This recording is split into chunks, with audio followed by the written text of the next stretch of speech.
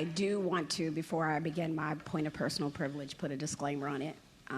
So if you or anyone in this body or watching has had any experience with sexual trauma, that this is probably a space where you want to take a breather. Mr. Speaker, do you remember when you were in the Navy and they had us do those safety briefs before we went on liberty? Like, you were an officer, so they probably didn't have to do all of that, but I oftentimes had to give junior sailors a very simple message. Don't do stupid anal excrement while you're out there.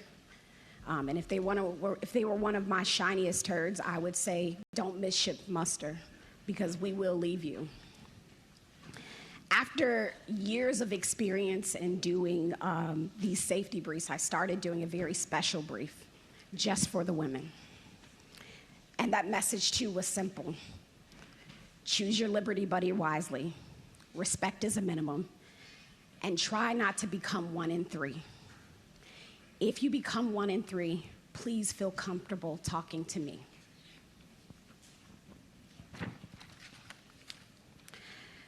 As a member of this one in three, it was the best that I could do, Mr. Speaker, other than keeping them on the ship or myself being their liberty buddy. So you imagine my surprise walking away from that environment some years ago as a junior legislator when I joined this body and I was given a safety brief. I was told who not to go drink with, who not to be alone with, and who to just watch out for. I don't think you got that brief. And that kind of angers me. When other grown women in this body feel the need to show up for each other in that way, because of their personal experience, because of the things they've witnessed, or the things that they've just been told. This, Mr. Speaker, is inevitably a part of women's history. Women have to hold this water for each other. And I don't know if you've ever tried holding water in your mouth, try to have a conversation, trying to be in a moment. It can be very difficult. You either spill some on yourself, you might even choke on it, or you just swallow it. And that's what it's like sometimes. It was like for me sometimes being a member in the military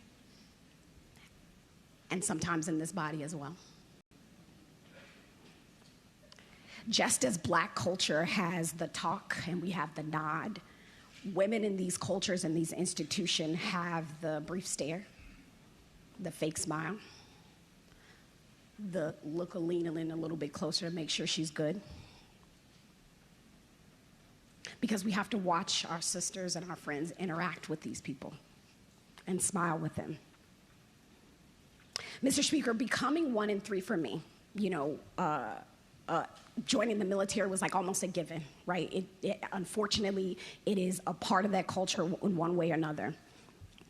I actually became that statistic in high school where this guy, I fought him like hell, let's just put it that way. And got bad advice from a friend to go back and have the conversation with him. And he did it again. I did not fight. I reported, and it was horrible. It was one of the worst experiences of my life. Slander, I lost friends, I lost opportunities, which led me to the military, actually. That was my plan D. And within being in the Navy for a year, it happened again. And the audacity of the sailor that did it to go to my friend, who was another man, and apologize to him and ask him to relay the message. I think about what kind of person, what kind of people would think that is okay. To go to another man and say, I'm sorry for what I did to your sister. Can you apologize for me? It is wild. It is these things, Mr. Speaker, that has grown my empathy muscle for why people, and I didn't report, let me just say that I did not report that. I wanted to move on with my life because I knew what it meant to get involved in a case. It is these experiences that have helped me grow my empathy muscles for why people choose to hold water, why they don't just spit it out in some of these folks' face. And also empathy for the men among us who too hold water. Mr. Speaker, just about every woman that I talked to, both whether they were in the legislature or just friends, I said, hey, I'm going to do this speech. It's on my heart. I'm struggling with it. I don't know if it's the right thing to do, but I don't think I could be here another year without saying it. And each of those women asked me two questions. Asked of me and asked me two questions. The first one was the first question I got from several women was like, can you at least say something to the guys in the space that are not the problem?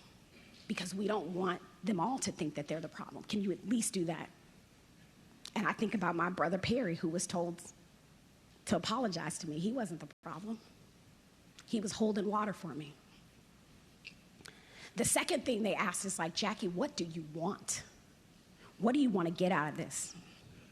And that was a long, hard conversation with self. Mr. Speaker, I want them to feel uncomfortable. I want to transfer power. I want them to know and feel like we all know. Because there are women choking, holding water. Secondly, Mr. Speaker, I actually just want for Peyton and Zahara, our daughters, to be safe, to be supported, and not lose their sense of love. I don't want them to struggle with emotional or personal or sexual relationships with a partner if they so choose that route. Because I am 23 years down the road from my first instance with a partner I've been with for 19 years, and I struggle. I struggle with triggers like, don't wake me up a certain way. No small digital clocks. I can't do heavy rain. When I get on my cycle, it's a problem. Carpet, cable boxes, apologies, all triggers.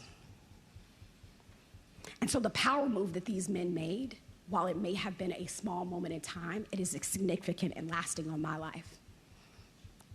Just as it is for these women that I hold water for.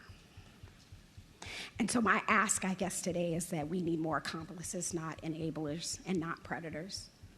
I feel complicit sometimes, Mr. Speaker, for some of the things that I know. And as we get more women in this body, or I think about right now, being the only woman in the legislature that has served in the military, and why that has been on my heart, of just having someone to share those experiences with, and not feeling like it's a point of pride because I'm looking for somebody to connect with. I think about, why would I ask them to come here? Why would I ask them to be a part of this institution? Especially when we, Virginia, the Commonwealth, has the highest number of women's veterans in the entire world. I think about the safety breathing and the water I hold. And so I pray, Mr. Speaker, that as we get a historic number of women, and we continue to get historic numbers of women in the space, that it is a difference maker. That these things, the holding of water is our past, it is our present, but it really shifts in our future. Lastly, Mr. Speaker, I do want to express gratitude for the men and women who get it right, who can tell inappropriate jokes, because I got a lot of them, who can ask me about my tit-tat, because I'm a sailor and I did that, right? And it's all good. I pray that we make them collectively feel uncomfortable in this body, Mr. Speaker. And I appreciate this point of personal privilege. Gratitude, Mr. Speaker. You cannot help yourself.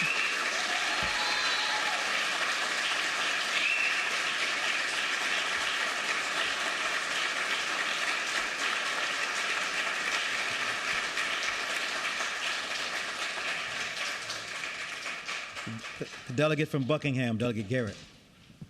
Mr. Speaker, I'd ask that we return to the first morning hour for the purposes of an introduction. The delegate has the floor. Wow. I just will digress for a moment and say nobody wants to follow something that powerful.